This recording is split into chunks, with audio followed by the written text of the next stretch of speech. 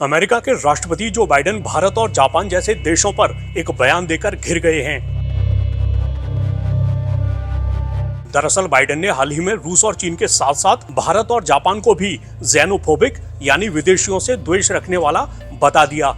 Biden ने आगामी अमेरिकी राष्ट्रपति चुनाव के लिए चंदा जुटाने को आयोजित एक कार्यक्रम में अपने समर्थकों से कहा, ये चुनाव आजादी, अमेरिका और लोकतंत्र के बारे में है, इसलिए मुझे आपकी सख्त जरूरत है। आप जानते हैं कि हमारी अर्थव्यवस्था के मजबूत होने का एक कारण आप और बहुत से बाकी लोग हैं। क्यों?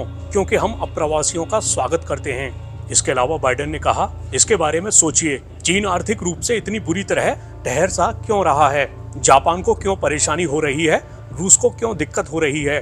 भारत को क्यों दिक्कत हो रही है? क्योंकि उन्हें विदेशियों से द्वेष है, वे अप्रवासियों को नहीं चाहते। यहाँ ध्यान देने वाली बात यह है कि भले ही रूस और चीन के साथ अमेरिका के संबंध अच्छे न हों, लेकिन भारत और जापान क्वाड समूह के सदस्य हैं, जिसमें अमेरिका और ऑस्ट्रेलिया भी शामिल हैं। ऐसे में जब बाइडेन के बयान पर बवाल मचा तो व्हाइट हाउस की तरफ से सफाई सामने आ गई।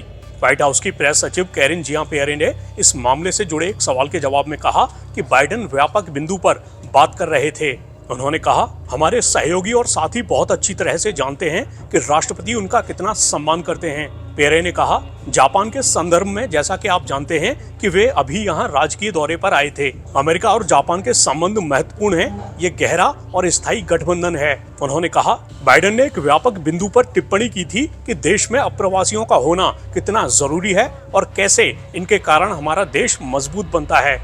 वो इस बारे में बात कर रहे थे। पियरे ने कहा, भारत और जापान के साथ निसंदेह हमारे संबंध मजबूत हैं और अगर आप पिछले 3 साल पर नजर डालें तो राष्ट्रपति ने इन राजनयिक संबंधों पर निश्चित ही ध्यान केंद्रित किया है।